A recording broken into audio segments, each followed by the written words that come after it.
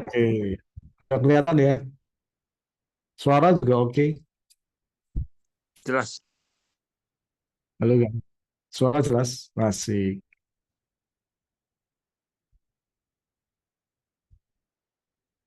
cukup jelas ya. Oke, teman-teman. So, senang banget ketemu lagi di ini ya sama teman-teman. Ini kita pertemuan pertama ya tahun ini ya. Iya, bro. Bro Tony, mana Sudah, sih lu? sudah. Kita pertemuan kedua ya. Iya, sudah Atau kedua. pertama? Sudah kedua, Oh, Pak. oke oke.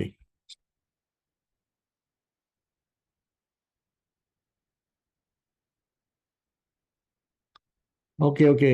So, jadi malam ini kita akan ngebahas tentang mau ngebahas tentang apa nih? Gua lihat catatan.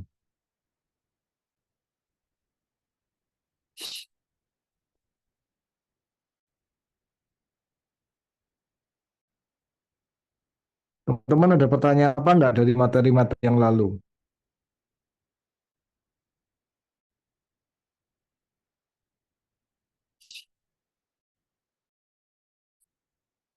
Mau nanya, saya sambil lihat catatan ini.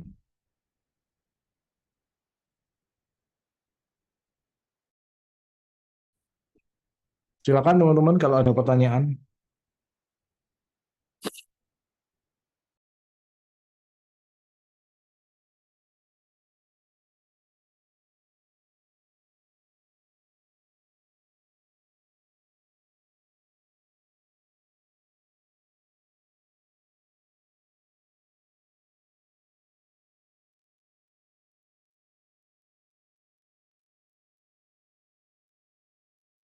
Halo, halo, halo, halo, halo. Gua kelempar keluar ya tadi ya.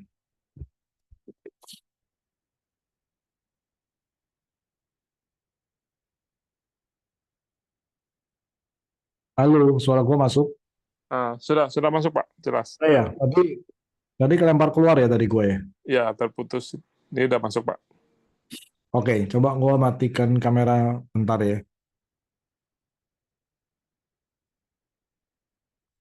Oke, teman-teman ada pertanyaan nggak sebelum kita masuk ke materi malam ini?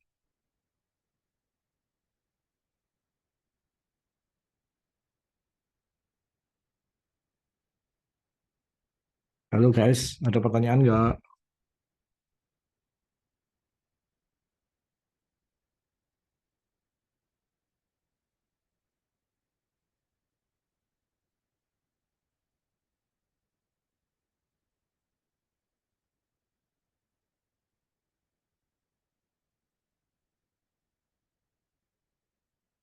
Nggak ada ya?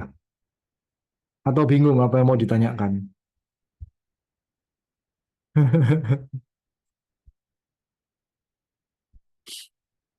Oke, ini udah lancar ya, suara udah lancar.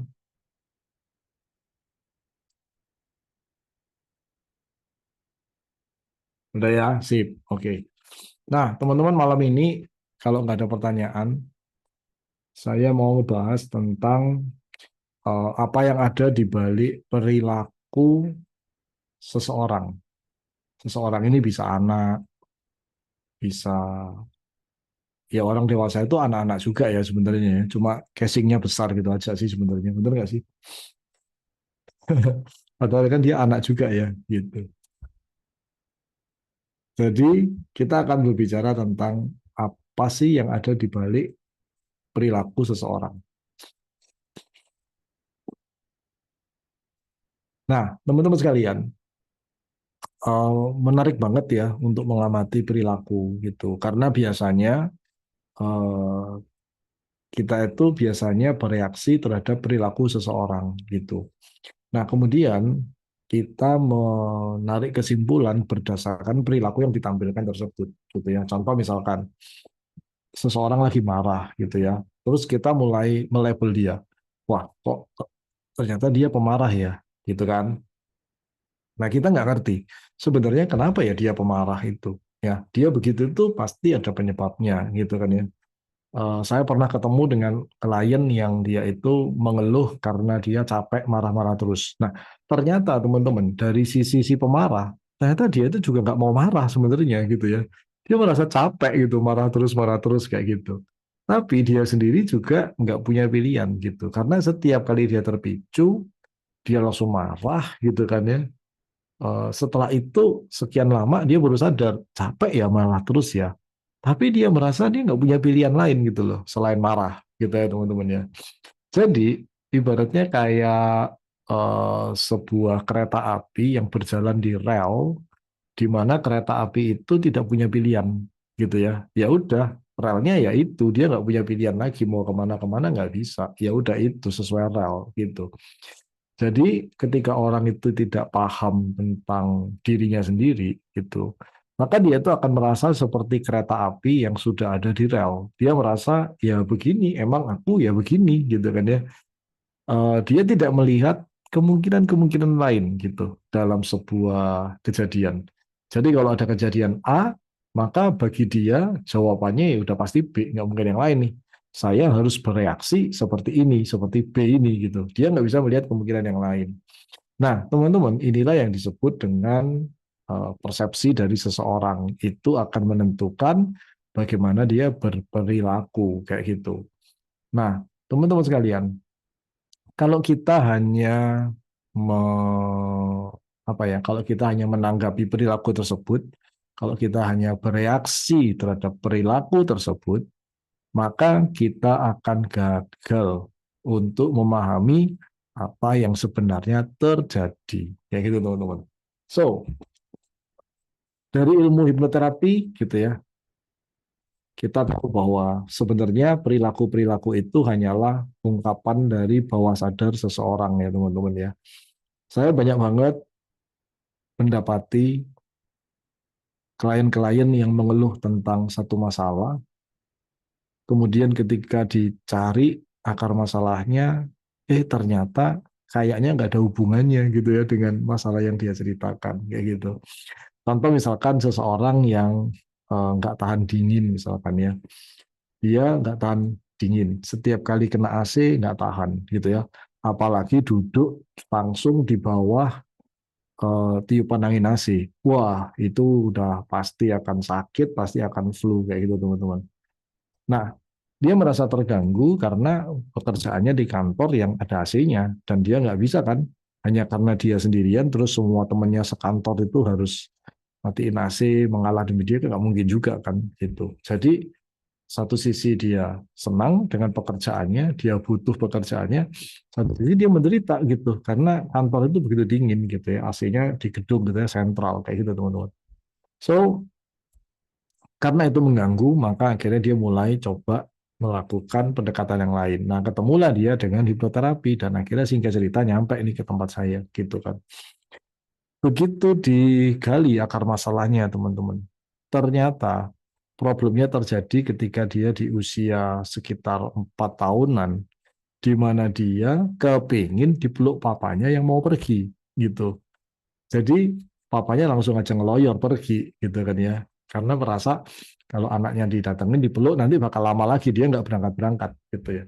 Nah, teman-teman, ternyata eh, rasa rasa apa ya? Rasa haus akan pelukan papanya ini tadi itu dibawa gitu sampai ke dia usia dewasa dan termanifestasi menjadi sebuah perilaku yang muncul dalam bentuk apa? Merasa nggak tahan dingin gitu. Nah, jadi teman-teman perhatiin aja.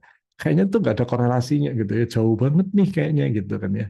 Tapi itulah yang terjadi gitu. Begitu selesai di terapi, begitu selesai diberesin, pemanahan ulang dilakukan, maka saat itu juga selesai terapi, langsung duduk di bawah semburan angin AC. Dia merasa biasa-biasa aja gitu ya. Nggak ada yang namanya kayak reaksi berlebihan kedinginan gitu ya. Ya dia merasakan semburan AC-nya tapi ya udah biasa aja ya cuma semburan angin kata dia kayak gitu. Nah, dicoba dites beberapa kali reaksinya biasa-biasa aja teman-teman. Nah, jadi dari situ kita belajar bahwa apa yang muncul di permukaan kalau kita tanggapi langsung kita pasti akan gagal gitu ya. Kalau kita ngomong kamu itu lebay AC dingin gitu aja, toh posisimu juga cucunya jauh gitu kok ya. Nah, kayak gitu-gitu ya. Ya, kita nggak akan pernah bisa memahami orang tersebut. Kayak gitu, teman-teman. Ya, kasus yang lain lagi. Seseorang yang ada di dalam sebuah bisnis insurance ya ceritanya. Kemudian orang ini eh, pemarah, temperamental gitu ya teman-teman ya. Dia nggak sabar gitu ya untuk melihat hasil dari tim-timnya gitu kan ya. Sepintas kita akan ngomong orang ini nggak sabaran ya, orang ini kok nggak bisa menunggu orang lain berproses ya gitu ya. Secara apa penampilan dari luar mungkin kita akan menganalisa begitu sebagai orang awam kita akan analisa bahwa iya orang ini nggak sabaran banget sih misalkan seperti itu ya teman-teman ya. Kalau kita berpegang pada analisa itu, maka kita akan gagal gitu ya untuk memahami apa sih masalah yang terjadi sebenarnya gitu ya. Gitu teman-teman. Nah, dengan hipnoterapi akhirnya kita bisa tahu bahwa ternyata orang ini memendam sebuah kemarahan yang luar biasa gitu ya sama orang tuanya. Nah, kemarahan yang tidak terselesaikan inilah yang akhirnya terus berkobar di dalam dirinya. Dan ketika dia ketemu dengan tim-timnya dia, ketika dia ketemu dengan orang-orang dalam masa dewasanya dia, kemarahan itulah yang menjadi dasar untuk menyulut tindakan-tindakannya gitu. Jadi sebenarnya kemarahan yang tadinya gitu ya dia tujukan kepada papanya tadi ya, tapi karena tidak ditanggapin gitu ya, karena papanya sudah nggak ada juga gitu ya. Kemarahan inilah yang akhirnya itu muncul di dalam setiap bentuk tindakannya kepada orang-orang di sekitarnya saat ini. Nah, teman-teman, begitu problem-problem seperti ini dibereskan, dia tiba-tiba menjadi jauh lebih gampang untuk bisa mendengarkan orang lain. Dia menjadi jauh lebih sabar untuk bisa mendengarkan orang lain. Gitu.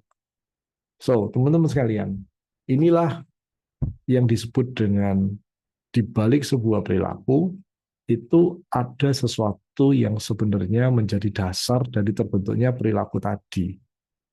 Oke, semoga teman-teman jadi semakin paham ya di sini ya, kayak gitu. Nah, itu kan terjadi sama orang dewasa, gitu ya. Bisa juga terjadi sama anak remaja, bisa, gitu ya. Seorang anak yang kecanduan main game, gitu kan. Orang tua mengatakan bahwa tolong dong ini diterapi anak saya dia kecanduan main game, gitu ya. Teman-teman, ketika diterapi, muncullah satu problem di mana dia itu merasa disalahkan, dia merasa nggak pernah dipuji oleh orang tuanya. Muncul satu kejadian di mana dia dipermalukan di depan teman-temannya pada saat dia masih kecil.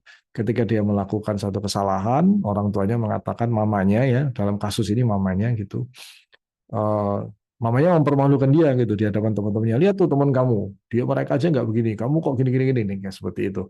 Nah, dari situ dia merasa, aduh, ternyata kayak enak banget ya gitu. Nah, anak yang tadinya itu periang, supel, gampang bergaul, sekarang mulai mencari strategi. Gimana ya caranya ya supaya aku nggak disalahkan di depan teman-teman aku. Nah, muncullah strategi di pikiran dia. Kalau gitu jangan main sama teman, main sama game aja. Nah, teman-teman, tindakan orang tua yang mempermalukan anaknya tadi mendorong si anak untuk mencari strategi lain supaya dia tidak dipermalukan, gitu kan? Muncullah strategi main game. Kan kalau aku main game, aku nggak mungkin dipermalukan. Ini pikiran anak yang simpel, ya kan? Nah, akhirnya si anak mulai menjauh dari teman-temannya. Mulai nggak mau keluar rumah, ya kan? Mulai mengurung diri. Orang tua bingung, ini anak kenapa ya? Kok ada perubahan seperti ini? Gitu kan? Makin dimarahilah si anak. Kamu itu di kamar terus, nggak mau keluar. Nah, gitu ya. Semakin tertekan si anak. Si anak merasa apa? Dia yang buat aku malu sama teman-teman. Sekarang aku mengurung diri, dimarahi juga. Nah, inilah yang ada di pikiran si anak. Orang tua hanya menanggapi apa yang ada di permukaan saja, tanpa berusaha mencari tahu mengapa perilaku itu terjadi, teman-teman. Nah, akhirnya si anak merasa muncul satu problem baru. Si anak merasa apa? Si anak merasa orang tua ini nggak paham dia. Si anak merasa orang tua maunya sendiri, maunya dituruti terus. Nah, kayak gitu. Coba lihat teman-teman. Sekarang deviasi atau pergeserannya kan makin jauh ya dari masalah semula ya teman-teman ya, gitu ya. Dari yang tadinya itu dia merasa malu sama orang tua, akhirnya dia merasa nggak dipahami, akhirnya dia merasa nggak diperhatiin, dia merasa dijauhi, dia merasa nggak dimengerti gitu kan ya. Dia merasa selalu disalahkan, begini salah, begitu salah gitu kan ya. So, problemnya jadi tambah luas kan ya teman-teman ya, gitu. Nah, dalam proses terapi, akhirnya muncullah satu kejadian antara si anak dengan orang tua di masa kecil lagi nih sekarang ceritanya. Di masa kecil, si anak dipermalukan tadi ya. Kemudian muncul lagi satu kejadian di masa kecil, si anak juga disalahkan lagi ketika dia lagi main sama adiknya, adiknya nangis, tanpa mencari tahu apa yang terjadi, si anak ini disalahkan, dimarahi karena dia sebagai kakak, gitu kan, salahkan lagi gitu ya. Nah, jadi teman-teman, si anak ini akhirnya merasa dirinya bahwa saya tuh gak pernah benar gitu ya. Saya tuh selalu salah di matanya mama gitu ya. Ya udah, akhirnya disitulah dia memutuskan main game. Karena dia pikir kalau dia main game ya enak gitu kan, nggak mungkin disalahin. Ternyata masih disalahin juga gitu ya teman-teman ya. Nah, teman-teman sekalian, eh, sekarang teman-teman mulai ngerti, mulai paham ya harusnya ya dari beberapa kasus yang saya ceritakan tadi bahwa sebuah perilaku tidak muncul dan tidak terjadi begitu saja. Sebuah perilaku muncul karena latar belakang tertentu yang ketika Anda tidak mengerti latar belakangnya, maka Anda akan melakukan tindakan-tindakan yang salah, yang tanpa Anda sengaja. Dan kesalahan yang terus berulang tanpa Anda berusaha mencari tahu akan membuat Anda semakin jauh dari jawaban yang seharusnya. Nah, kayak gitu teman-teman. So, uh, sampai di sini saya harapkan teman-teman mulai semakin mengerti ya. Ternyata di balik perilaku itu masih banyak ya hal-hal yang lain ya yang kita itu perlu perhatiin. Itu. Oke, sampai sini saya mau buka pertanyaan lebih dahulu setelah cerita kasus gitu ya. Sebelum kita melangkah lebih lebih lanjut, silakan. Ada yang mau tanya apa enggak?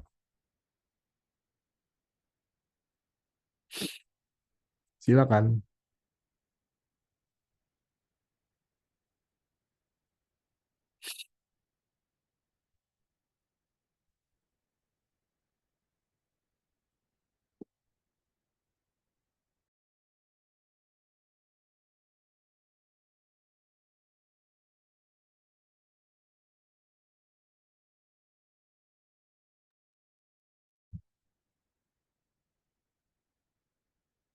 Dulu Tony, ini sebenarnya pesertanya ada beneran atau cuma foto doang ya?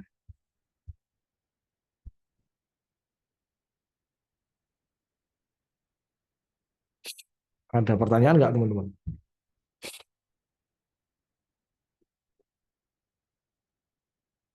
Kalau anak remaja perempuan suka sekali mau dipeluk, kenapa ya? Ini beneran ya?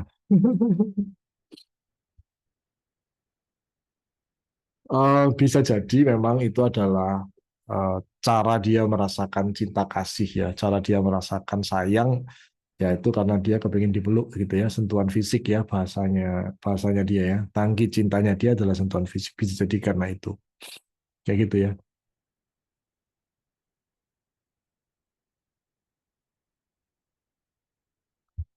Ini pada terbuang-buang semua atau gimana ya mendengar cerita-cerita kasus terapi. Dan kali saya nggak usah cerita kasus terapi nggak seru nih teman-teman.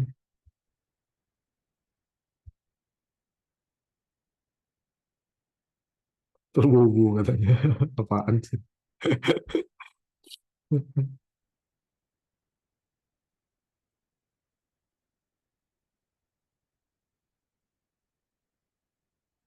Seru, cerita lagi. Ntar lu tidur. Dipikir dongeng apa? Apakah ada hubungan antara lelah mental dan sikap pemarah? eh Gimana ya ngomong hubungannya ya? Jadi gini, kalau kalau seseorang itu pemarah, itu sebenarnya pasti ada sebabnya, gitu kan? Lelah mental itu bukan penyebabnya. Lelah mental itu hanyalah pemicu sebenarnya, gitu. Jadi Kalau dia tidak punya penyebab untuk dia marah, maka ketika dia lelah mental, maka reaksinya nggak akan marah. Gitu. Sampai sini paham nggak?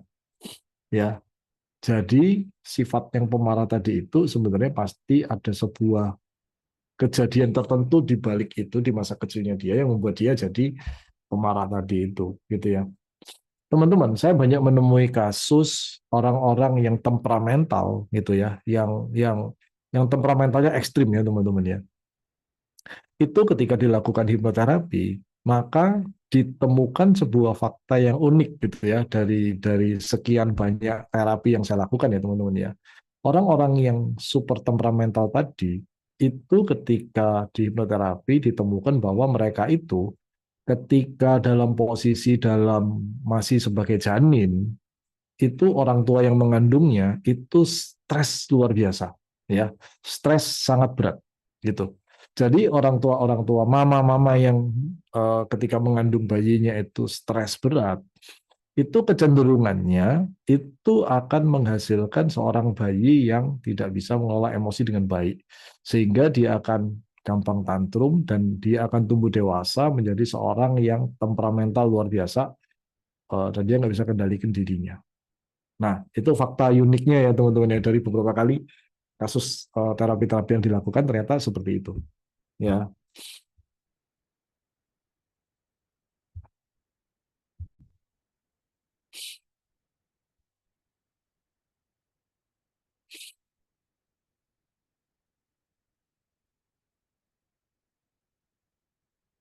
oke. Kalau anak remaja laki-laki mengatakan bahwa nggak suka papanya, nah ini nih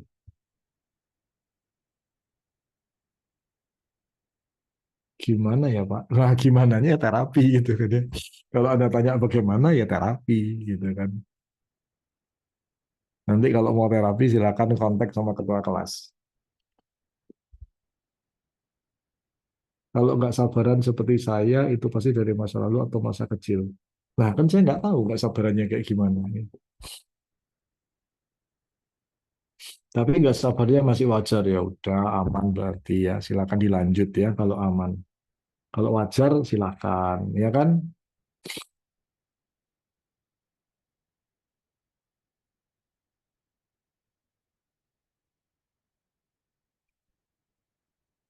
Itu ya. Ini pertanyaannya Riri terjawab ya.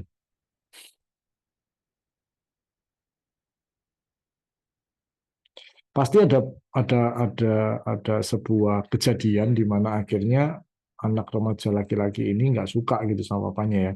Masih ada kejadian. Ya, gimana cara membereskannya? Ya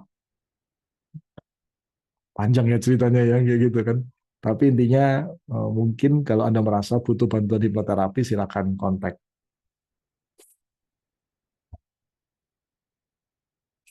terapi orang tua atau langsung ke anak. Ya ke anaknya dengan catatan anaknya memang bersedia gitu ya. Karena biasanya kesulitan kalau mau melakukan hipnoterapi pada anak ya, si anak merasa dia tidak bermasalah gitu kan. Sementara kita sebagai orang tuanya kita mau anak ini yang diterapi. Nah, gak nyambung kan jadinya gitu.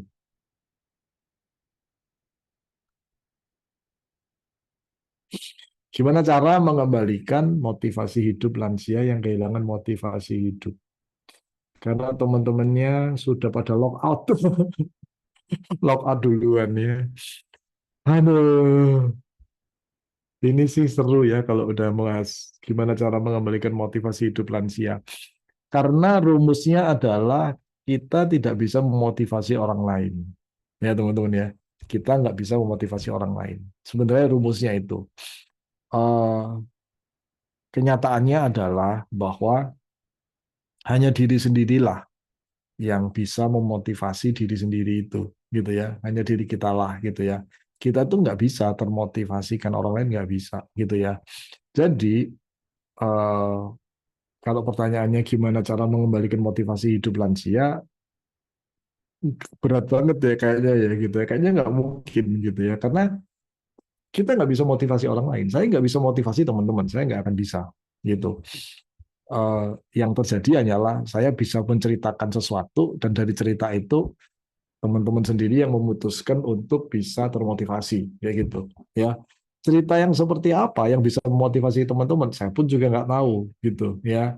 Jadi akhirnya saya cuman cerita aja gitu ya, tidak berharap apapun. Nah, sama ketika ketemu dengan orang tua yang seperti ini, maka yang kita lakuin adalah lakuin aja yang terbaik yang menurut kita taunya apa, lakuin aja gitu tanpa ekspektasi apapun. Karena ketika kita berekspektasi itu membuat penyampaian yang kita sampaikan itu jadi lebih berat lagi gitu untuk diterima oleh orang itu.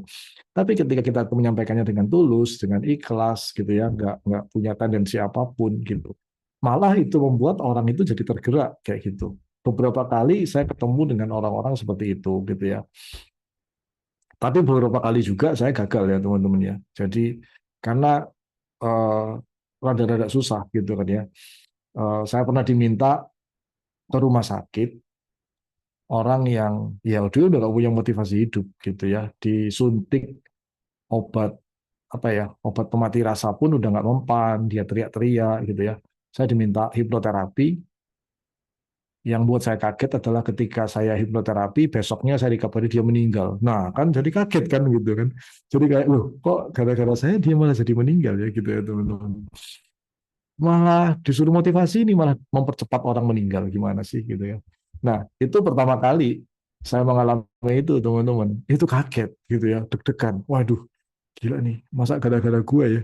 Gara-gara gua hipnoterapi kok orangnya malah meninggal gitu. Tapi ternyata si pihak keluarga mengabari bahwa mereka bahkan say thank you gitu karena after hipnoterapi yang saya lakukan si papa itu yang kesakitan tadi ya itu bisa tidur lumayan tenang, lumayan nyenyak gitu karena sebelumnya itu jerit-jerit gitu ya teman-teman ya, kesakitan gitu dan dalam tidurnya itu akhirnya dia lock out gitu ya kan.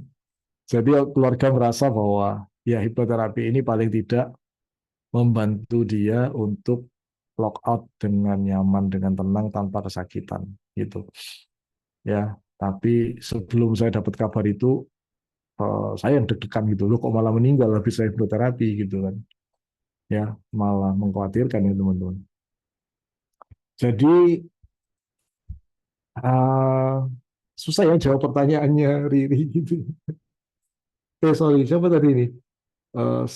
Gitu ya, gimana cara mengembalikan motivasi hidup gitu ya. Karena kalau udah lansia begitu, kita lakukan sesuatu, itu ada dua kemungkinan gitu kan ya. Dia lega, dia plong, terus kemudian dia merasa, ya udah deh, aku berangkat gitu kan ya. Atau dia merasa nggak ada perubahan, ya masih dengan rasa jengkel dan marahnya gitu kan ya. Sehingga akhirnya dia nggak berangkat-berangkat, ya karena dia masih belum ikhlas gitu untuk berangkat karena masih punya kemarahan yang mau ditumpahkan misalkan gitu kan ya. So, jadi udah susah ya gitu karena saya pernah mengalami kondisi-kondisi seperti itu gitu ya. Saya diminta bantu supaya orang ini semangat, termotivasi, tapi ketika di hipnoterapi dia nyaman, dia rilis dan dia memutusin untuk berangkat. Nah, kan serba susah, iya kan? Makanya saya jawab pertanyaannya Sarah rada-rada susah gitu ya.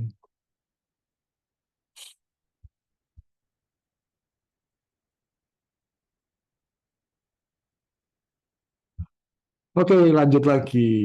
Ada pertanyaan siapa ini? Sri, seorang anak yang canggung ngomong sama orang tuanya, itu bagaimana? Maksudnya bagaimananya apa ya?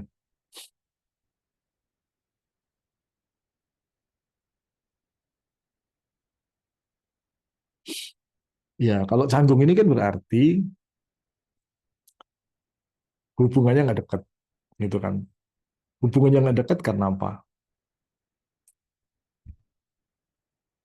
Karena mungkin pernah disalahkan, karena merasa nggak dimengerti, karena merasa nggak dicintai, karena merasa sering disalahkan, karena merasa nggak pernah dipahami, atau karena merasa apapun yang dilakukan itu selalu salah. karena orang tua menerapkan standar yang selalu berubah-ubah gitu kan ya. Kan macam-macam ya penyebabnya ya. Nah, ini yang perlu dicari ya, siapa ini istri ya. Jadi ya perlu dicari lah ya. Gitu kenapa gitu ya. Coba ngobrol sama adiknya ya, istri. Apa sih sebenarnya yang dia rasakan terhadap terhadap orang tua ya, terhadap bapak gitu ya. Tanya aja. Kalau saya perhatikan, kok kamu mau ngomong sama bapak rasanya canggung ya, rasanya sungkan ya, gitu. Apa sih yang dari perasaan kamu gitu? Coba aja tanya ke adiknya, ya. Coba digali. Dia merasa apa sih sebenarnya, gitu ya. Nanti kan di situ akan keluar jawaban, oh ya saya takut dimarahi, saya takut salah, saya takut mengecewakan, saya takut nggak tahu. Nanti muncul apapun ya udah ya itulah. Terus gimana cara membereskannya? Ya, kalau cara orang awam, cara membereskannya ya, ya udah kamu maafin bapak, ya gitulah kalau cara orang awamnya gitu. Tapi kalau sebagai hipnoterapis kan, ya kita harus terapi ya, gitu. Oke, Vivi. Kalau anak perempuan umur 11 kebiasaan suka pegang rambut sendiri dan suka pegang rambut papa mamanya juga. Tapi ke orang lain enggak. Apakah ini normal? Ini kayaknya kebiasaan yang terbawa dari masa kecil ya, gitu kan. Kan sering tuh ya teman-teman ya, ketika anak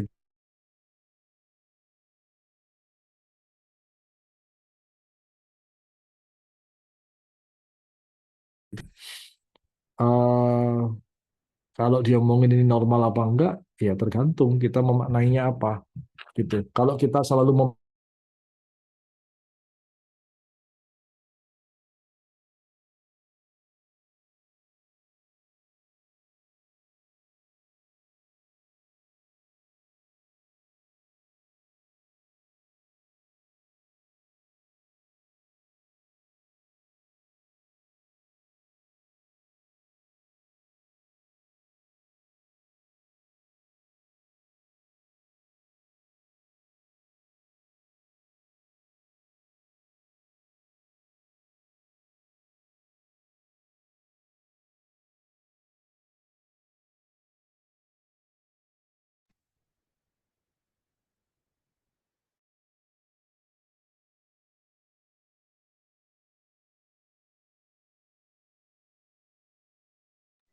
Terputus, Pak.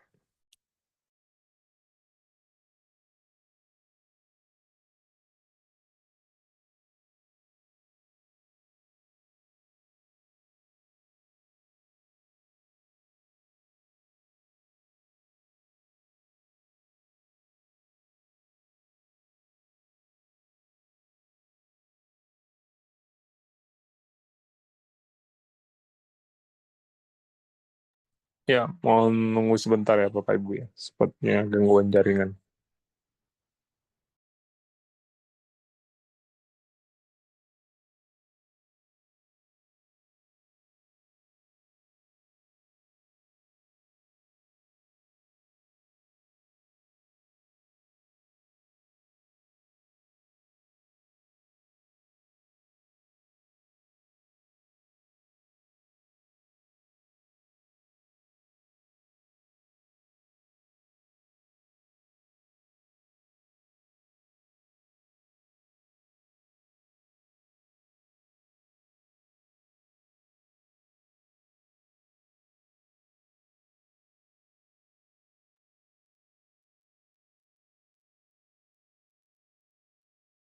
halo halo, Ya, masuk Pak, suaranya sudah.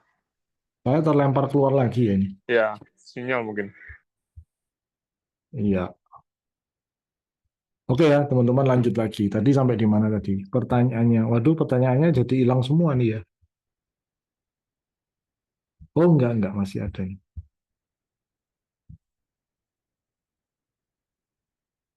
Tadi sampai di mana ya? Oh yang ini ya, anak perempuan umur 11 suka pegang rambut gitu ya. Normal apa enggak? Normal apa enggak itu tergantung bagaimana kita memberikan makna gitu ya. Nah ini biasanya gini teman-teman. Misalkan nih ya, saya ngomong sama teman-teman nih, teman-teman, eh, kacamata saya itu unik gitu ya. Tapi tolong ya, jangan lihat kacamata saya ini. Jangan dilihat nih. Kacamata saya jangan dilihat ya, teman-teman ya. Walaupun unik nih ya, ini tolong jangan dilihat nih kacamata saya ya.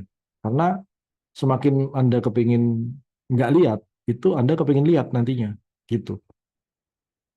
Nah, apa yang terjadi?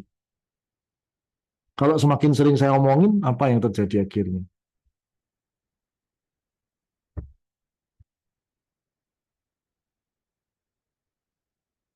Malah jadi pengen lihat ya. Gitu. Nah, sama nih kejadian gitu ya. Kalau kita tuh sering ngomong, aduh kamu itu jangan pegang rambut, kenapa? Nggak boleh pegang rambut, nggak boleh pegang rambut gitu ya. Kalau itu selalu yang diomongin gitu, maka si anak ini akan merasa bahwa ini tuh nggak benar, ini tuh nggak bagus, tapi dia tidak berdaya untuk menghilangkan hal tersebut. Nah, jadi makin muncul rasa nggak berdaya. Terus tipsnya gimana gitu loh? Caranya kita arahkan aja dia ke sesuatu yang lain tanpa kita perlu ngomong gitu kan ya. Jadi ketika dia misalkan mau pegang rambut, kita ngomong, bentar, bentar, bentar, bentar. Kamu bisa nggak tolong pegangin barang ini, misalkan kayak gitu ya teman-teman ya. Nah, itu kan otomatis dia pegang barangnya, misalkan apa kayak gitu ya. Eh, Misalkan Anda minta, coba nih, saya punya pensil nih, coba nih ya, kamu pegang pensil ini, coba kamu gambarin sesuatu di sini. Sampai sini ngerti ya teman-teman ya. Jadi ketika dia disibukkan dengan sesuatu yang lain dan kesibukan itu diulang, diulang, diulang, diulang, maka secara perlahan-lahan dia akan mulai beralih gitu, melakukan sesuatu yang berbeda. Tapi ketika Anda terus mengatakannya, nggak boleh, nggak boleh, nggak boleh, itu dia semakin menekan dirinya, semakin nggak menekan dirinya, dan dia semakin merasa susah gitu untuk melakukan itu. Nah, itu biasanya yang terjadi gitu ya pada kebanyakan orang awam. Justru kita malah meng-highlight gitu, kita malah menyorot hal tersebut. Itu nggak benar, itu nggak boleh, itu nggak bagus kayak gitu. Si anak makin merasa nggak berdaya gitu, karena dia nggak bisa mengendalikan dorongan itu gitu. Sementara orang tua taunya cuma ngelarang, tapi nggak bisa mengajarkan pada anak untuk mengubah dorongan yang ada dalam dirinya. Sampai sini ngerti nggak ya teman-teman? Nah, jadi tipsnya adalah coba rancang sebuah kegiatan. Setiap kali dia mau pegang rambut, itu langsung diminta, nak tolong lakuin ini gitu. Nak lakuin ini, nak lakuin ini gitu ya. Terus tuh, ya seperti itu. Ya, teman-teman bisa baca buku saya yang hypnoparenting deh ya, supaya lebih mengerti gimana sih melatih pikiran itu supaya bisa pindah ke hal yang lain.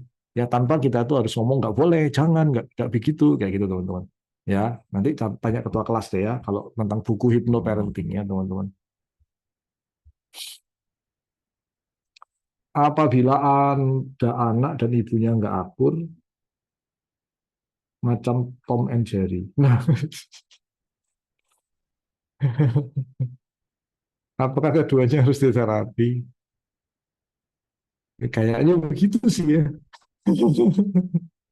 Masalahnya mereka nyadar nggak kalau mereka itu begitu gitu kan ya. Karena kalau mereka nggak sadar, enggak nih gue baik-baik aja gitu kan ya. Ya susah gitu.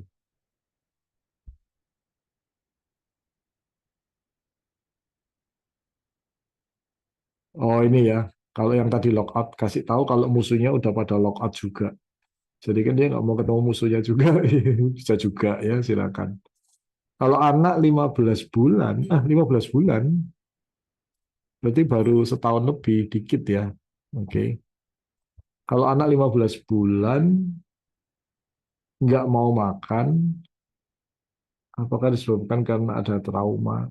Gimana menerapinya? Sebetulnya kalau anak 15 bulan ini relatif gampang gitu ya. Cukup dibujuk-bujuk, dirayu-rayu, dialihkan gitu ya. Eh, dan kemudian dibiasakan sedikit demi sedikit, jangan dipaksa gitu. Jadi misalkan kita minta dia, coba coba lihat tuh di atas ada apa gitu. Begitu dia lihat, itu kan mulut otomatis kebuka. Nah, kemudian dimasukin sedikit sendoknya, nasinya atau apa itu dimasukin sedikit, tik masuk dikit gitu kan. Ya, nanti dia akan ya udah nggak apa-apa, terus diajak ngobrol gitu kan ya. Tapi jangan dipaksain lagi, udah biarin aja. Kasih sugesti, enak ya, nyaman ya, gitu kan ya. Lesat ya, gitu. Terus kasih sugesti. Gitu. Tapi pelan-pelan ya, maksudnya ya, gitu. Jadi jangan dipaksain, gitu. Sampai akhirnya dia terbiasa, gitu ya. Seperti itu sih caranya ya. Nanti baca buku saya yang hypnoparenting deh, ya, gitu. Selamat malam, Bos. Yes, selamat malam. Gimana cara memperbaiki keadaan seperti yang tadi Coach ceritakan tentang anak pemalah hubungan dengan kondisi ibu saat mengandung itu di terapi anaknya ya. Jadi anak yang pemalah tadi ini konteksnya adalah dia udah dewasa gitu ya. Jadi umurnya udah sekitar 30 something lah ya. Dia sendiri juga udah punya anak gitu. Dan dia mau terapi itu karena dia merasa ini kebiasaan yang nggak bagus, yang mungkin aja malah anaknya yang nggak ngerti apa-apa nanti jadi korban lampiasan kemarahannya dia. Jadi dia sadar bahwa itu nggak bagus, akhirnya dia mau terapi. Ceritanya kayak gitu. Nah, setelah diterapi, dia betul-betul jadi orang yang sangat berbeda banget ya, karena dia bisa melepaskan emosi negatif yang selama ini menghambat dia, mengganjal dia, yang tidak terselesaikan dengan orang tuanya. Jadi kalau bahasa kerennya itu dia punya unfinished business gitu ya dengan orang tuanya. Yang ketika di hipnoterapi dia akhirnya rilis, lepas, dia plong. Nah, otomatis sekarang karena penyebabnya udah dirilis gitu ya, maka walaupun dipicu-picu gitu ya, ya nggak ngefek kayak gitu. Ya, gitu ya ceritanya ya. Gitu. Berhasil tidaknya hipnoterapi itu tergantung moodnya pasien pada saat terapi nggak Pak?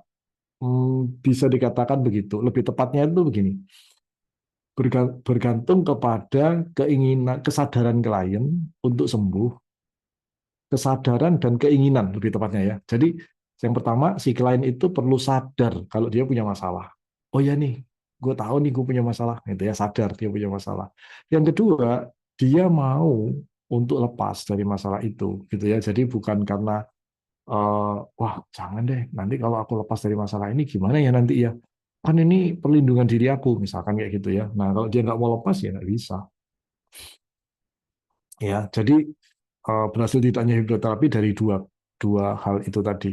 Satu, kliennya perlu menyadari kalau dia punya masalah, dan dua, dia memang bersedia kalau dia mau lepas dari situ ya. Eh, Untuk kebiasaan grateful untuk anak, saya melihat anak-anak kelihatannya hanya menjawab asal ada solusi nggak? Iya. Jadi kebiasaan bersyukur pada anak-anak itu awal mulanya mungkin anak-anak itu cuma sekedar asal-asalan. It's okay gitu. Karena pada orang dewasa aja juga banyak yang nggak mengerti dan nggak tahu dia harus bersyukur apa. Itu pada orang dewasa tuh, ya, gitu. Apalagi pada anak-anak yang pemahamannya, kesadarannya, kebijaksanaannya itu masih belum sebaik orang dewasa, gitu. Jadi justru tugasnya kita sebagai orang tua nih untuk ngebimbing mereka, gitu. Yang penting kebiasaannya kebentuk dulu. Yang paling penting kebiasaannya kebentuk dulu. Itu udah bagus, gitu ya. Kemudian baru kita mulai pelan-pelan untuk mengajarkan mencari makna gitu ya, mencari feel di balik rasa syukur itu. Nah itu memang bertahap sih gitu, nggak bisa kita mengharapkan dia langsung gitu kan ya.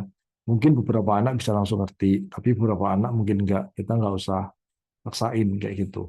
Nah, gimana cara kita mengajarkannya? Kita sendiri yang menginspirasi mereka dengan bersyukur terhadap banyak hal gitu ya. Jadi kita bersyukurnya jangan yang itu aja juga gitu kan ya, supaya anak jadi punya kosakata, anak jadi punya contoh bahwa oh iya ya benar juga ya, bersyukur kayak ini boleh juga nih gitu ya, oh iya ya benar juga ya, kita bisa mensyukuri yang ini ya kayak gitu. So jadi kita sebagai orang tua ngasih contoh juga seperti itu gitu. Dan nggak usah khawatir kalau memang di awal-awal dia itu cuma sekedar asal-asalan aja, nggak apa-apa. Yang penting kebiasaan itu terbentuk duluan. Itu sih. Karena membentuk kebiasaan itu nggak gampang gitu. Nanti kalau kebiasaannya udah kebentuk, kita pelan-pelan mulai membantu dia memberikan pemaknaan. Ini apa artinya? Ini apa artinya kayak gitu. Oke ya, semoga cukup jelas ya.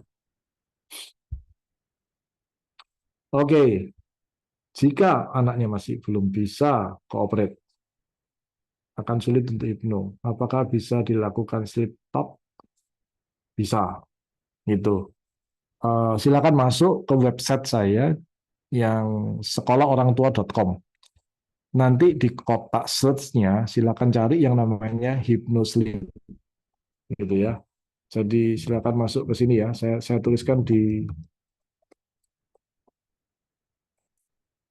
oke, nanti search kata kunci Hypnosleep. Oke? Atau baca buku saya yang judulnya Hypno Parenting, atau ada dua buku, duanya berbeda ya.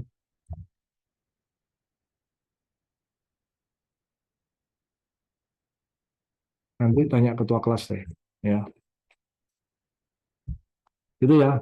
Siapa ini? Elvira, silakan ya.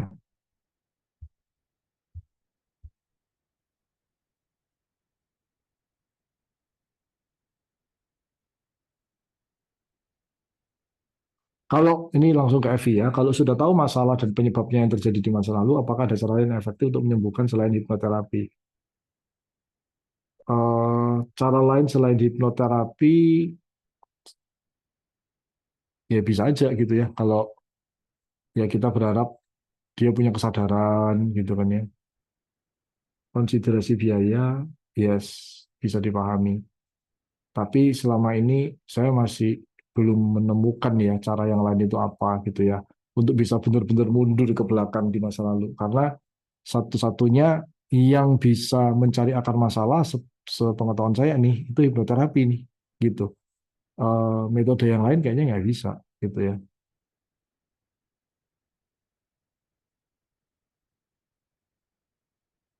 Anak saya kebiasaan jalan berjinjit. Ya selama nggak mengganggu masih oke sih.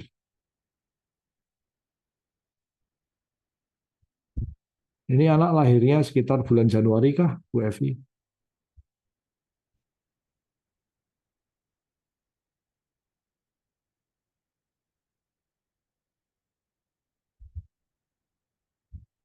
Januari Desember ya. Desembernya akhir. Biasanya Desember akhir, Januari itu begitu cara jalannya. Memang bawaan.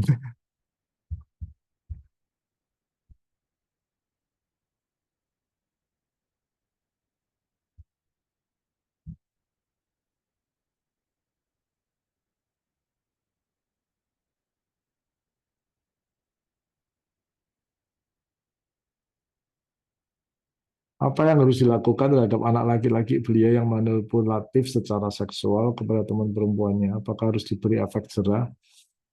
Aduh, ini ya saya nggak bisa jawab secara eksak gitu ya. Karena begini, kalau dikasih efek jerah, itu ada dua kemungkinan. Satu, dia jerah. Dua, dia malah semakin menjadi-jadi gitu. Dia malah semakin akan mencari cara untuk menaklukkan gitu kan. Nah, kita nggak pernah bisa tahu kemungkinan mana yang akan terjadi. Sampai sini bisa dipahami ya. Oke, balik lagi tergantung kepada tipologi kepribadian si anak ini gitu. Kalau dia tipe yang apa? Yang kalau dikasih efek jerah dia langsung kapok, nurut gitu kan ya, ya bagus gitu. Tapi kalau dia tipe yang nggak mau kalah, gitu kan, justru dia akan mencari cara yang lebih canggih lagi gitu. Paham ya maksudnya ya? Nah, kita nggak pernah tahu mana yang akan terjadi. Ya, saran saya adalah diajak ngobrol baik-baik untuk dicari tahu di balik perilaku dia ini sebenarnya ada apa sih. Nah, itu yang perlu diberesin, gitu teman-teman ya. Gitu ya. Jadi eh, kalau saya pribadi, saya lebih suka menempuh cara yang safe gitu ya, yang kita masih bisa kontrol gitu ya hasilnya gitu. Karena kalau dikasih efek jerah itu ya ya itu tadi ada beberapa kemungkinan gitu kan ya.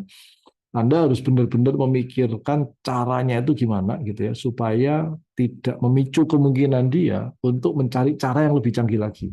Gitu teman-teman. Oke, bisa dipahami?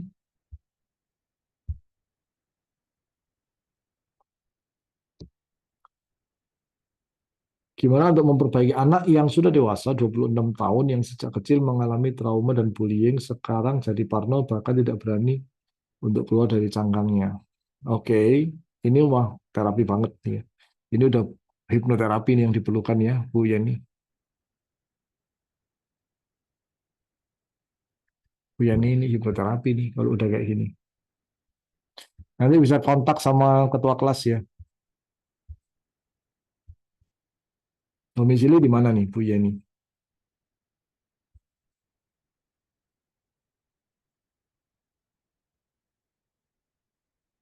Domisili di kota mana nih, Bu Yeni?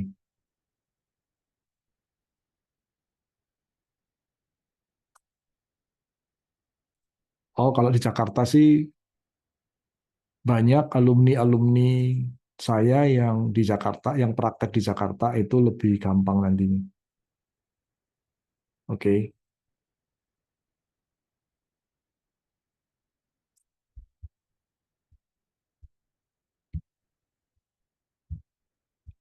Banyak alumni saya lulusan yang udah belajar dari tempat saya banyak banget di Jakarta. Jadi nggak usah khawatir sih kalau di Jakarta. Nanti kontak ketua kelas saja untuk dihubungkan. Oke. Gimana caranya tingkatkan fokus untuk anak ADHD? Nah, sorry banget, saya tidak mendalami tentang anak ADHD gitu. Jadi saya nggak dalam kapasitas untuk menjawab pertanyaan ini ya, Nana ya.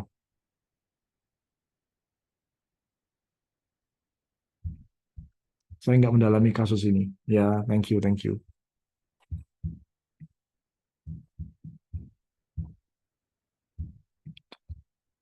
Oke, teman-teman sekalian. Jadi sekarang apa yang kita bisa lakukan gitu ya. Nah, kalau secara orang awam eh, kita perlu menganalisa di balik perilaku seseorang ini kenapa sih gitu kan ya. Kalau anak itu bisa kita ajak komunikasi, ya misalkan dia udah mulai remaja, misalkan ya, kita bisa gali. Tapi itu pun juga tergantung kemampuan kita untuk menggali ya, karena itu butuh skill lagi nih, kemampuan untuk menggali gitu ya. Dan kemudian kita tahu, oh ternyata penyebabnya adalah dia merasa apa misalkan merasa disalahkan, merasa dia nggak pernah didengarkan gitu kan ya. Maka sebagai orang tua kita bisa aja langsung minta maaf. Maaf ya, kalau ternyata papa atau mama pernah membuat kamu merasa seperti itu gitu kan ya. Kemudian cara perbaikinya adalah dengan menggunakan afirmasi. Kita meminta anak tersebut untuk melakukan afirmasi gitu ya. Mulai hari ini saya mengizinkan merasakan kasih sayang dari papa. Itu kalau kasusnya dia merasa nggak disayangi gitu ya. Kalau kasusnya adalah dia merasa nggak pernah didengarkan gitu ya, yang didengerin selalu adik misalkan gitu ya. Aku nggak pernah didengar, adik terus yang didengerin gitu ya. Maka afirmasinya adalah mulai hari ini dan seterusnya saya mengizinkan untuk merasa didengarkan oleh orang tua gitu ya. Saya semakin peka, semakin sadar kalau saya itu sebenarnya didengarkan orang tua. Nah, afirmasinya kayak gitu. Jadi afirmasi itu disusun tentunya berdasarkan apa yang sedang dialami oleh si anak. Nah, kayak gitu ya teman-teman ya. Itu cara orang awam gitu ya, gitu. Jadi kita menyusun afirmasi yang kebalikan dari masalahnya itu tadi, gitu. Nah, seberapa efektif afirmasi ini tergantung dari tingkat kedalaman masalahnya, gitu. Kalau masalahnya cukup dalam, ya kayaknya afirmasi aja nggak cukup, butuh hipnoterapis lagi, gitu ya. Tapi kalau masalahnya ternyata nggak cukup dalam, biasanya dengan afirmasi itu sudah akan terjadi perubahan, itu teman-teman ya, gitu. Jadi biasanya antara sekitar 2 sampai 3 minggu kalau itu dilakukan dengan rutin, maka itu akan terjadi perubahan gitu. Karena pada anak-anak itu relatif lebih mudah gitu ya dibandingkan dengan orang dewasa. Karena apa yang ada di kepala anak-anak kan masih belum terlalu banyak ya dibandingkan dengan orang dewasa gitu. Jadi akan akan sangat baik kalau perbaikan-perbaikan itu dimulai dari masa kanak-kanak supaya problem itu nggak dibawa sampai ke masa dewasanya gitu.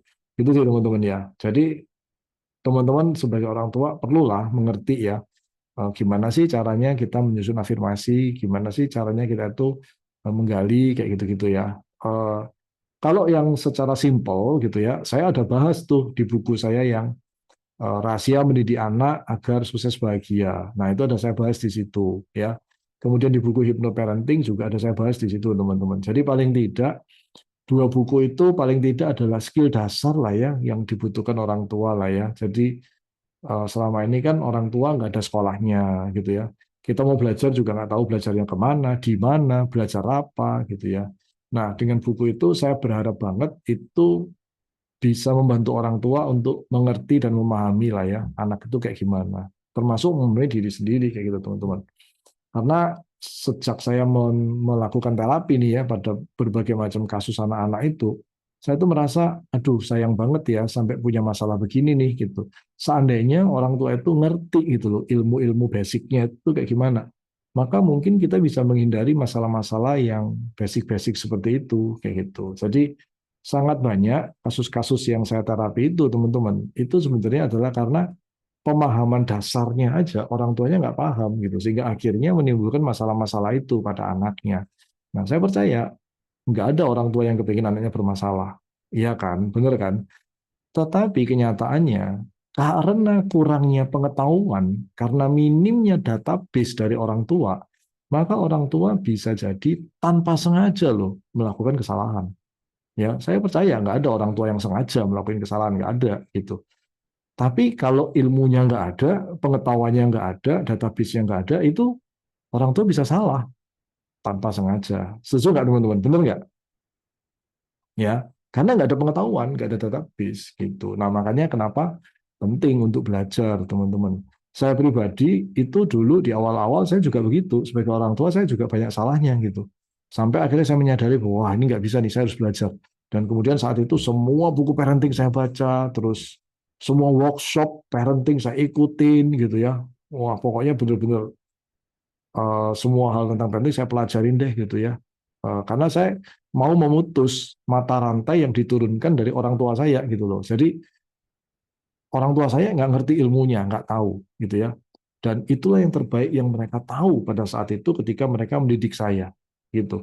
Nah, kalau saya nggak mau belajar, kalau saya nggak mau nambah ilmu, kalau saya nggak mengikuti workshop, kalau saya nggak baca buku, ya database saya pasti akan terbatas seperti yang orang tua saya lakukan kepada saya. Masuk akal nggak teman-teman?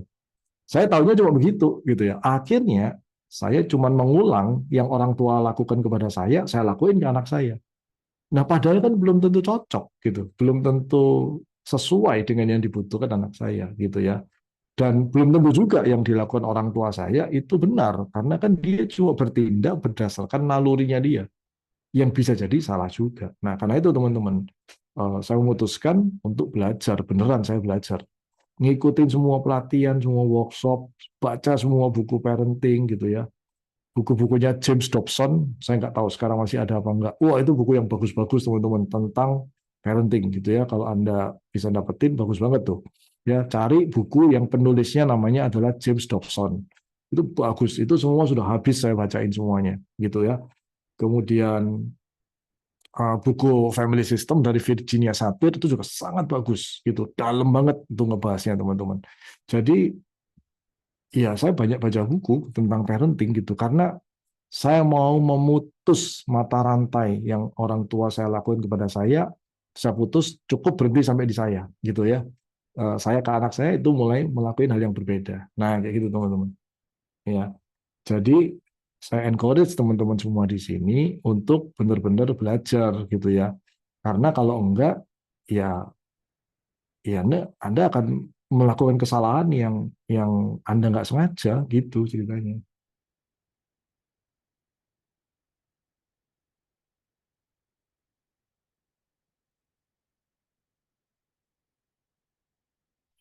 Oke ya, teman-teman. Oke, ini ada pertanyaan lagi dari SS. Bagaimana membuat customer tidak addicted dengan gadget? Ah, kami tinggal di luar kota, jadi anak perlu bawa gadget untuk komunikasi. Ah, maksudnya gimana ya? Saya nggak paham.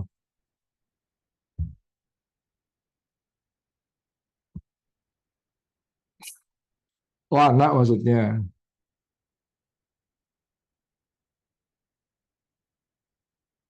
Oh, oke. Kaget saya.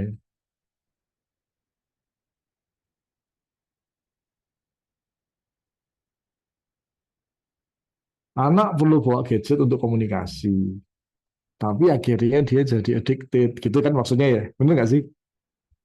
Ya. Nah, eh, kenapa seseorang itu jadi addicted sama gadget gitu? Karena nggak ada kesibukan lain, karena nggak ada yang lebih menarik daripada gadget, kan gitu ya.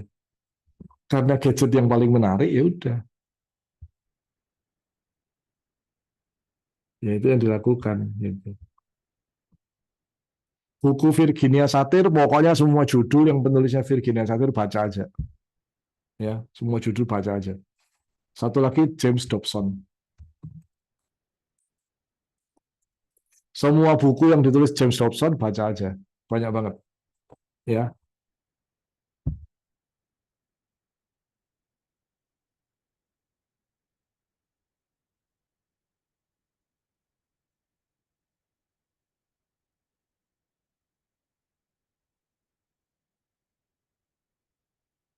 Apakah nggak ada cara lain supaya addicted? Buatlah dia tertarik pada hal yang lain. Sesimpel itu sebetulnya. Kalau dia tertarik dengan olahraga misalkan, ya dia nggak akan addicted dengan gadget gitu.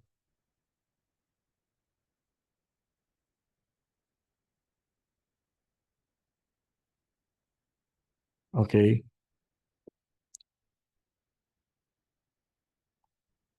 Orang addicted gadget karena nggak ada kesibukan. Akhirnya dia gadget gitu. Kalau misalkan dia dikasih kesibukan yang lain, ya dia akan kesibukan melakukan kesibukan itu. Dia nggak addicted otomatis gitu. Oke. Akan susah kalau kita itu cuma ngasih tahu, itu akan susah gitu ya. Nah, kamu batasin dong, jangan lihat gadget terus gitu. Susah. Sekarang nih, misalkan dia nuruti kata-kata Anda. Ya udah deh, ini aku nggak lihat gadget. Terus tiba-tiba nih, ada dorongan dalam hatinya gitu. Aduh, aku ngapain ya? Bingung ya gitu. Apa saran Anda sekarang? Anda juga bingung kan gitu kan ya. Ya, kalau misalkan anak nih ngomong, aduh, Pa, aduh, Ma, mana ya ini ya? Ini ada dorongan dalam hatiku nih. Aku kayaknya nih nggak enak banget nih kalau ini aku harus ngapain ya gitu. Anda orang tua juga pasti bingung kan. Ya ngapain deh kamu nak kayak gitu kan ya. Sampai sini ngerti nggak sih? Paham nggak? Jadi kita perlu apa ya? Ini masalahnya dia tinggalnya di luar kota kan, iya kan?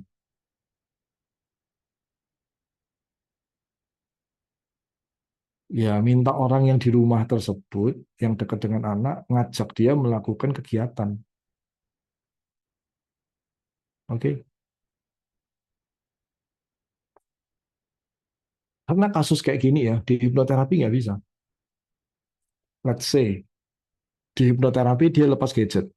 Lepas nih gadgetnya. Sekarang, waktu luangnya dia mau ngapain? Iya kan? Sekarang dia punya waktu luang nih gitu. Terus mau diisi apa?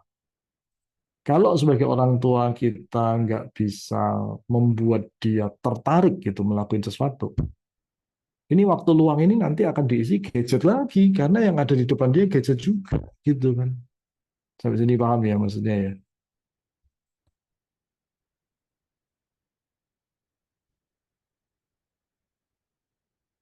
Ini cukup dalam sih ya. Maksudnya nggak bisa cuma sekedar ngobrol begini nggak bisa. Ini butuh pemahaman yang luas untuk mengerti kasus ini ya. Bu, siapa ini? SS ini ibu, bapak. Oke ya. Jadi butuh ngobrol. Oh, Bu Susi, oke. Butuh ngobrol panjang ini, Bu ya, kalau kasus kayak gini. Karena kalau kita tidak mencarikan solusi atas atas addicted-nya, itu dia akan pindah adiksinya ke yang lain. Contoh misalkan, oke deh, gadgetnya disita misalkan nih ya, gadget disita. Tapi kita tidak memberikan solusi waktu luangnya dia ngapain. Yang ada nanti dia kecanduan baca komik, gitu kan? Komik disita, sita nih komiknya. Yang ada nanti dia kecanduan main kartu gitu sama temennya. Sampai sini paham nggak? Jadi dalam hal ini itu eh, kita menyita barangnya itu bukan solusi gitu. Karena problem sebenarnya adalah apa sih yang dia rasakan di balik kecanduan gadgetnya itu tadi. Nah, feeling ini nih yang kita itu perlu tahu, gitu kan ya. Yang kemudian feeling ini dipenuhi, gitu. Kalau misalnya nih, setelah digali, ternyata dia itu kepingin punya waktu sama papa sama mamanya. Tapi papa mamanya di luar kota, gimana dong? Ya kan? Nah, itu yang perlu dipikirin tuh, gitu kan. Nah, perasaan bosan. Perasaan bosan ini dibaliknya apa? Karena nggak ada kegiatan, gitu kan.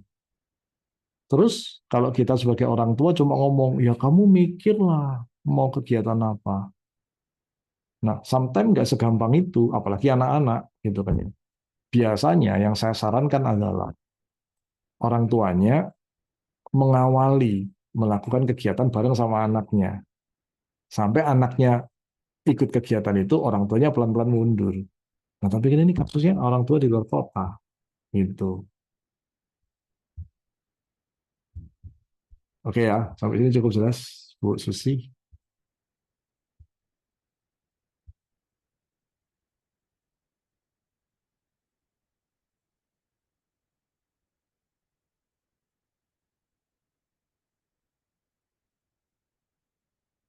Oke,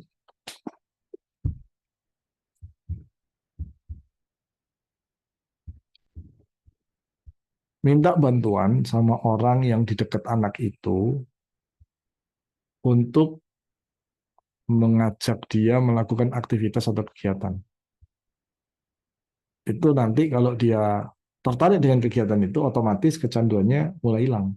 Gitu. Sesimpel itu sebenarnya.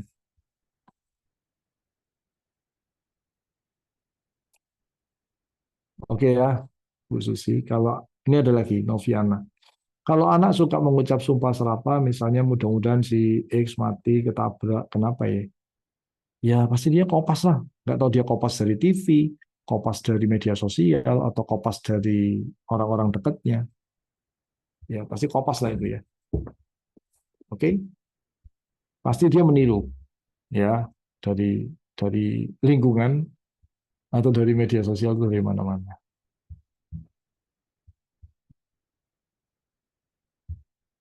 Gitu ya teman-teman. So far sejauh ini teman-teman dapat sesuatu nggak dari materi kita hari ini?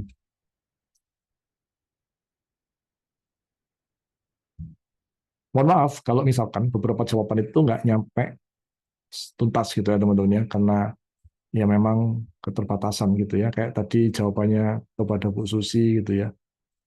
Rada-rada case-nya rada panjang gitu ya kalau mau diselesaikan gitu ya, karena udah orang tua di luar kota, udah ya itu banyak hal ya kayak gitu. Tapi semoga yang saya sampaikan ini teman-teman jadi lebih mengerti gitu ya, bahwa jangan cuman mengatasi masalah yang di permukaannya. Kayak contoh kasus yang tadi disampaikan Bu Susi tadi gitu ya. Kita nggak bisa menyelesaikan adiksi itu cuma dengan menyita barangnya. Anda sita gadgetnya, terus nanti dia pasti akan menemukan cara untuk mengatasi kebosanannya kan. Kalau misalkan dia ketemu komik, ya udah dia mengisi rasa kebosanannya dengan baca komik gitu. Komik Anda sita, dia bosen lagi kan. Dia bosen, terus dia menemukan permainan dengan temannya. Dia akan ganti adiksi dengan permainan itu. Sampai sini ngerti nggak teman-teman? So, jadi problemnya adalah kebosanannya ini yang harus dicari. Kenapa? Gitu kan ya. Kok bisa dia merasa bosan? Apa yang dia harapkan? Nah, itu yang harusnya dipenuhi gitu sebenarnya.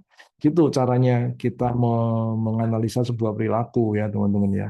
Jadi nggak cuma sekedar di permukaan aja gitu loh. Ya, paham ya teman-teman ya?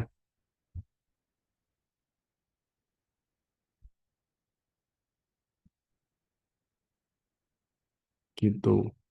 So, afirmasi adalah cara yang bisa dilakukan bagi teman-teman yang masih awam nih ya gitu.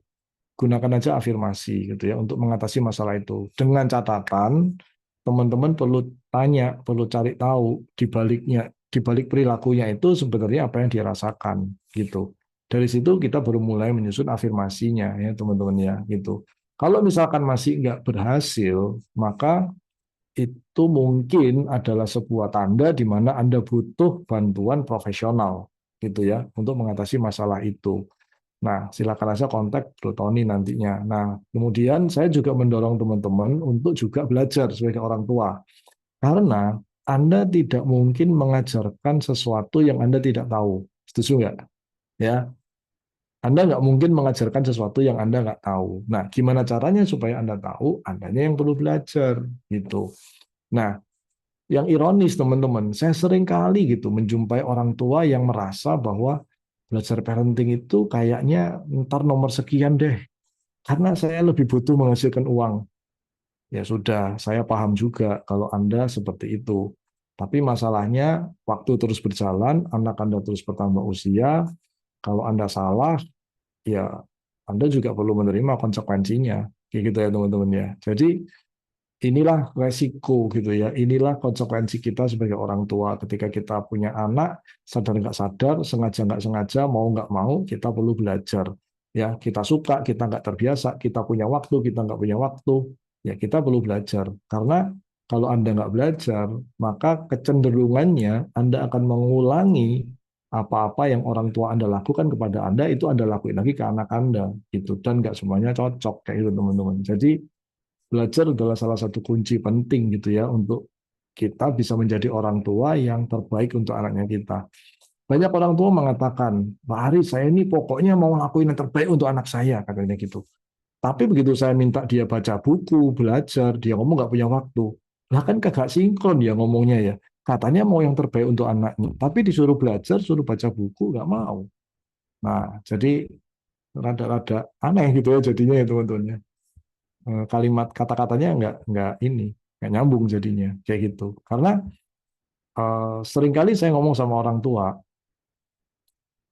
terapis terbaik bagi anak Anda itu ya diri Anda sebagai orang tua sebenarnya gitu karena apa karena orang tua lah yang hidup dengan anaknya 24 jam 7 hari seminggu 365 hari setahun gitu kan ya mereka yang paling tahu gitu loh nah Anda cukup membekali diri Anda dengan pengetahuan-pengetahuan dasar supaya Anda mengerti, supaya Anda bisa bertindak menjadi terapis bagi anak Anda nantinya. Nah, kayak gitu sih teman-teman ya. Semoga bisa dipahami ya teman-teman sekalian. Teman-teman boleh belajar ilmunya secara lengkap itu cari ketua kelas di sini. Eh, saya udah membuat sebuah rekaman workshop di mana workshop itu dilakukan 2022 dan 2023, teman-teman ya. Itu total ada 24 rekaman video, isinya komplit, lengkap banget gitu di situ, teman-teman ya. Teman-teman bisa belajar di situ, ya, gitu. Ya, atau baca buku saya yang Rahasia Mendidik Anak atau Hypnoparenting. Disitulah teman-teman akan ketemu banyak banget cerita-cerita, kasus-kasus, dan gimana penerapannya, gimana solusinya. Nanti teman-teman akan belajar banyak banget di sana. Gitu sih. Oke, kalau nggak ada pertanyaan lagi, saya balikin lagi kepada ketua kelas. Silakan. Oke, thank you Pak Arisandi dan terima kasih Bapak Ibu semua yang sudah hadir. Kita sampai ketemu di sesi berikutnya. Selamat malam semua.